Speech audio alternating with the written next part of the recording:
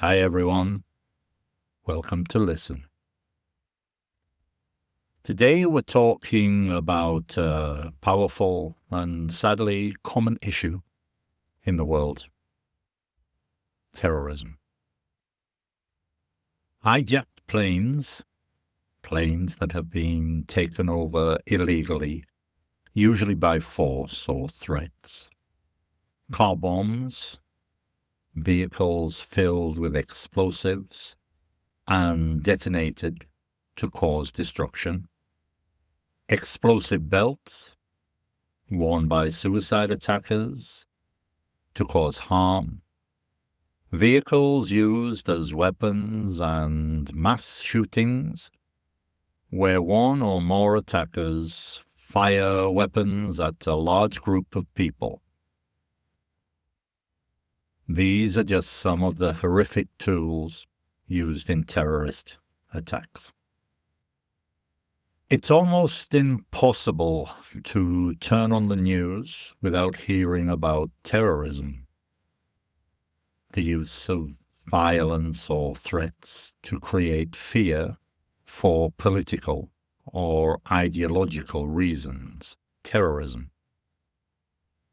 Yet despite how prevalent that is, prevalent means common or widespread, it can still be very difficult to define terrorism clearly. This is because terrorist threats can come from both formal groups, organized, structured, and individuals acting alone. Some people are directed, told what to do by an authority to commit acts of terrorism. Others are simply inspired or influenced emotionally, inspired by a group's rhetoric. Rhetoric is persuasive or emotional language used to promote ideas, or by a charismatic leader. Charismatic means having a magnetic personality that attracts and influences others. Governments can also be involved in terrorism.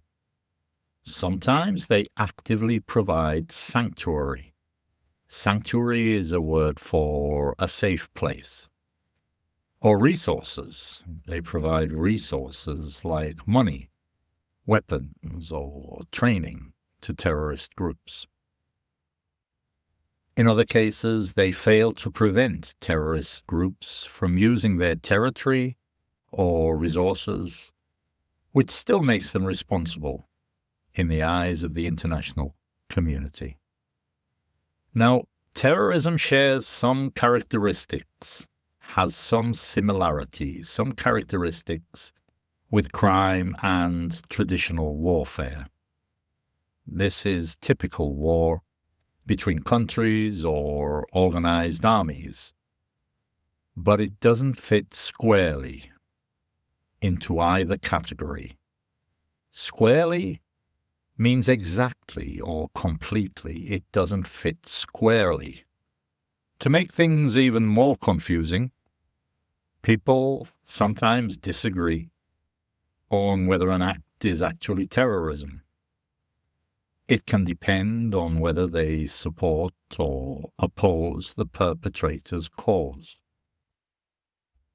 The perpetrator's cause is the beliefs or goals of the people who commit the violent attack. As the saying goes, one person's terrorist is another person's freedom fighter. But despite all these interpretations, all these ways of understanding something, interpretations, terrorism does have a basic definition. Terrorism is the intentional use of violence. Intentional means done on purpose, by non-state actors. This refers to people or groups not officially linked to a government, and against civilians or ordinary people. In the pursuit of, meaning to try to achieve, in the pursuit of political or ideological objectives. Ideological simply means related to a set of beliefs or ideas. Many terrorists are motivated by the belief that their government treats their ethnic or cultural group unfairly. Others may strongly oppose a certain government policy, a plan or action officially decided by a government policy. Still others follow political and religious teachings that view certain people or countries as enemies. Throughout history, terrorist groups have committed violent acts to advance their agenda, meaning to push forward their goals or plans, advance their agenda. These acts go back centuries. For example, the dagger-bearing Sicarii. This was a Jewish extremist group in ancient times. They carried daggers, dagger-bearing. They used terrorism against Roman rulers. And in 1914, terrorists assassinated an Austrian archduke. An event that lit the spark, meaning started, lit the spark for World War I.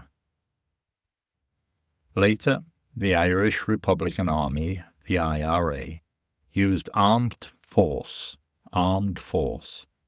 weapons and violence in an effort to remove Northern Ireland from the United Kingdom. And in more recent years, Hamas has used rocket attacks and other violence in its campaign against Israel. Today, many recent terrorist attacks have been attributed to, meaning blamed on, or connected to, individuals and groups who act in the name of their vision of Islam. These include Al-Qaeda and its offshoots. Offshoots are smaller groups that broke off from the main group, as well as the self-proclaimed Islamic State, or ISIS. Self-proclaimed means they call themselves that, even if others don't accept it. There is debate, discussion, different opinions about whether religious, economic, political, and environmental conditions in many Muslim-majority countries have contributed to this wave. A wave is a large number of events happening in a short time. Because of the conflict in Syria, the rise of ISIS, and the increased activity of Boko Haram in Nigeria, the number of terrorism-related deaths skyrocketed. Skyrocketed means increased very quickly. This started in 2012. Before 2012, the number of deaths had been fluctuating, going up and down, fluctuating for decades. Take 2014, for example. Tens of thousands of people died in terrorist incidents that year. More than 3/4, or 75%, of those deaths happened in just 5 countries. In Iraq alone, nearly 10,000 people died in terrorist attacks. In comparison, only 26 deaths occurred in the United States. So what is being done to combat terrorism? That is, to fight against it, to combat it. Terrorist operations or planned actions, operations, need money. This money can come from state sponsors, governments that support terrorists, state sponsors, crime, private wealth, and even business activities like selling oil. So one method of counterterrorism, these are the strategies used to stop terrorism, counterterrorism, is to cut off or limit the funding of terrorist groups. Another important strategy is discouraging the recruitment of new terrorists. Recruitment means bringing in new members. One of the biggest concerns now is lone actors. These are individuals who carry out attacks on their own. Lone actors. These people are often unaffiliated. This means they are not officially connected to any group. They are unaffiliated. But they become radicalized. They develop extreme beliefs, usually online. Internet access and social media help terrorist groups to organize, spread their ideas, and find new recruits. But the sheer volume or massive amount, the sheer volume of information online makes it very difficult for law enforcement officials, police and security agents, to track and to stop these activities. Other tools for stopping terrorism include identifying and arresting those who are plotting attacks. Plotting is secretly making plans. Plotting attacks, secretly making plans to cause harm. And maybe using military or covert action. Covert just means secret or hidden. But not everyone agrees on how countries like the United States handle counterterrorism. Increased surveillance, more government monitoring of phone calls, messages, and behavior leads to debate about whether this violates personal freedom. Surveillance simply means watching people closely, and infringement of liberties means taking away people's rights. Infringement of liberties. Drone strikes, attacks using flying machines controlled remotely, also get criticized because they sometimes kill or injure people who are not connected to terrorism. So despite all these efforts, the truth is, we cannot eliminate terrorism completely.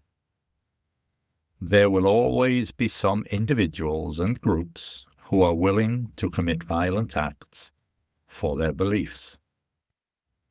The real challenge for governments is to reduce the threat of terrorism in ways that keep their people safe, support the country's economic well-being, and minimize disruption, meaning they try not to disturb or harm people's lives too much. Minimize disruption. Thanks for listening to today's episode. Until next time, stay informed, stay safe. Bye-bye for now.